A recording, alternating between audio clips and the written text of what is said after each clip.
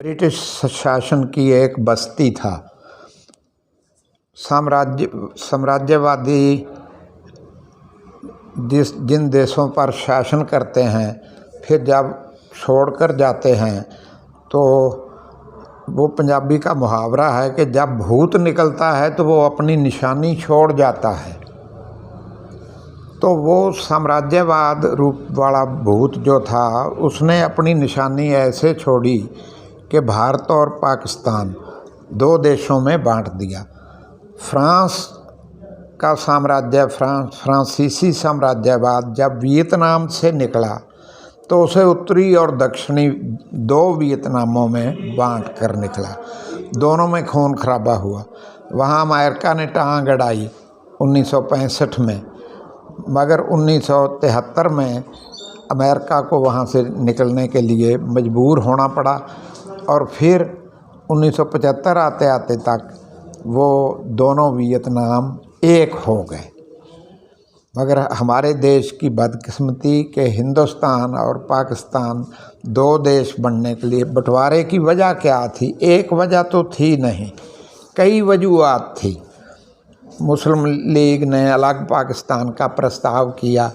उससे पहले महात्मा गांधी, पंडित जवाहरलाल नेहरू, इन लोगों ने ये कहा कि हम मुस्लिम लीग वालों को प्राइम मिनिस्टरशिप दे देंगे, फिर भी भागेंगे, हम उनको साथ रखेंगे। मगर कुछ लोग थे उस समय कांग्रेस में जो इस बात को मानने के लिए तैयार ना हुए कि हम उनको ऐसे कैसे प्राइम मिनिस्टरशिप दे दें। अगर उनकी बात मान ली जाती, गांधी जी का ये सुझाव, तो फिर भी बंटवारा टाला जा सकता था। फ्रीडम एट मिडनाइट में लिखा है कि गांधी जी ने जब जून 1946 में पार्टीशन का प्रस्ताव पहले आया था, इनको नेहरू और पटेल को बुलाकर कहा कि अभी रुको। तो इन दोनों ने फिर वहाँ ये कहा था कि we are too old for another round of jail going, कि हम बूढ़े हो गए हैं, अब बार बार हमारे से जेल यात्रा नहीं की जाती। तो अब जैसे भी आज़ादी जैसा देश मिलता है लीजिए बापू। गांधी को एक किस्म का मजबूरी में फिर ये बात माननी पड़ी।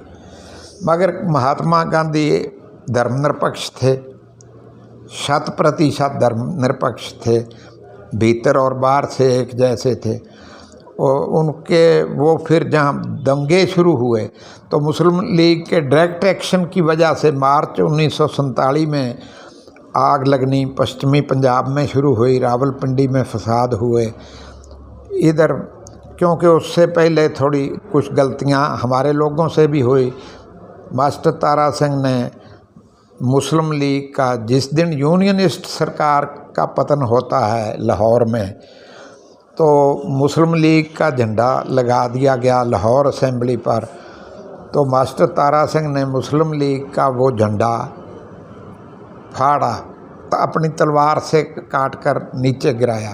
तो इसके प्रतिशोध में रावलपिंडी में सांप्रदायिक दंगे शुरू हो गए, वहाँ हिंदू सिखों पर हमले शुरू हुए। तो जून जुलाई अगस्त तक ये तय हो गया कि अब देश बटेगा। दो हिस्सों में हुआ।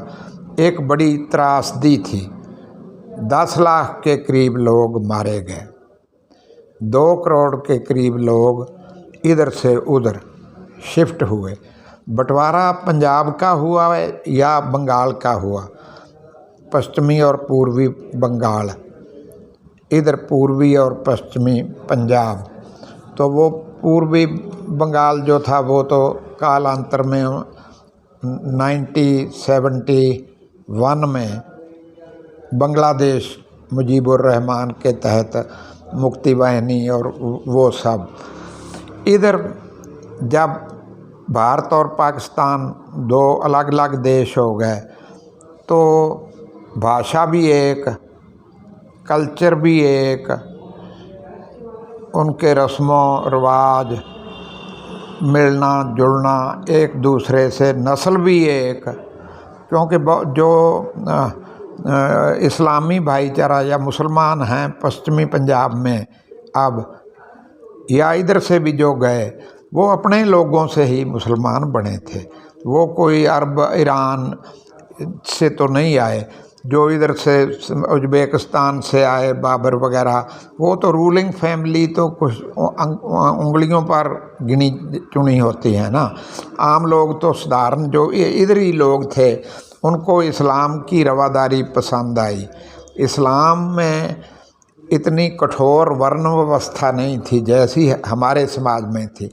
हमने आधी जनसंख्या को तो हाशिए पर डाल दिया ना।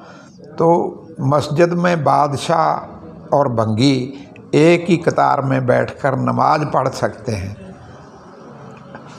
आपके मंदिर में तो इंदिरा गांधी भी नहीं जा पाई जब वो प्राइम मिनिस्टर भी थी, ये कह कर के गैर हिंदू के साथ शादी हुई है इसलिए तू हिंदू नहीं रही।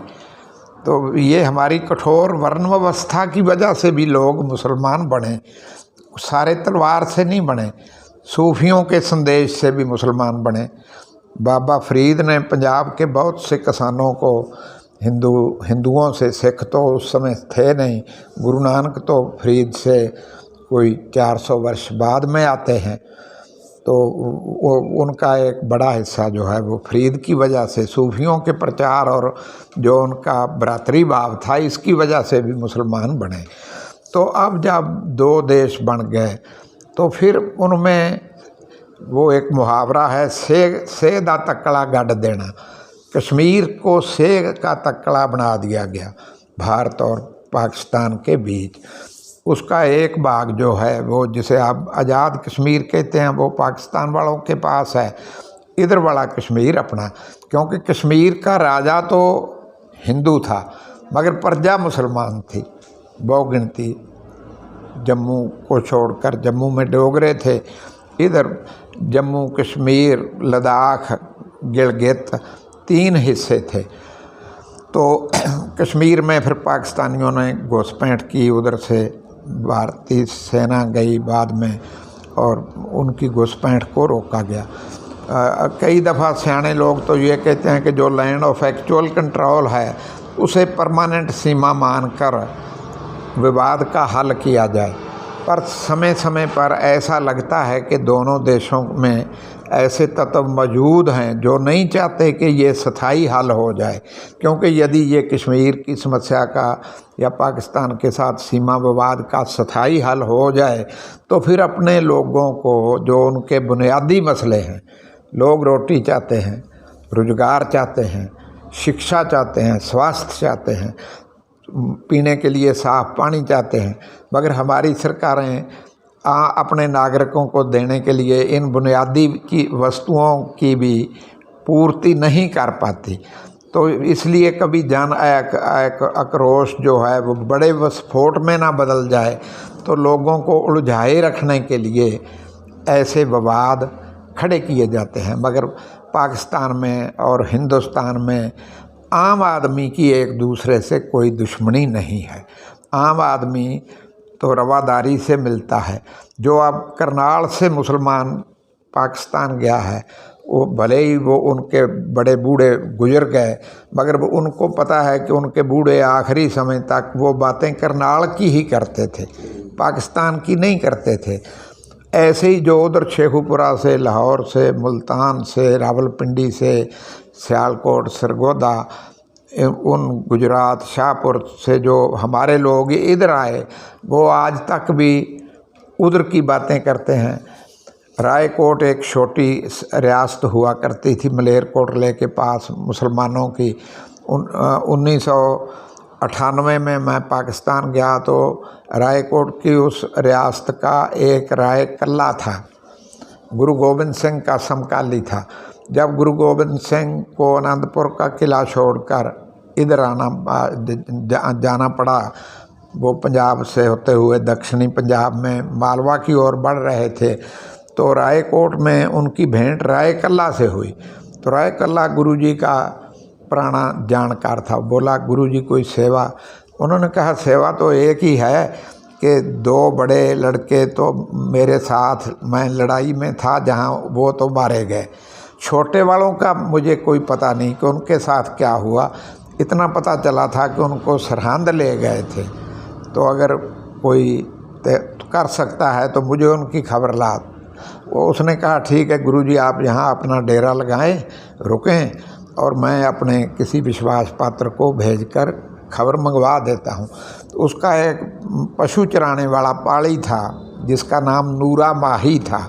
नूरे को भेजा गया कि सरहंद जाओ। वो आज जैसे जाता है, सरहंद का फासला वहाँ से कोई कम से कम भी रायकोट से 70-80 किलोमीटर तो होगा, इससे कम नहीं है।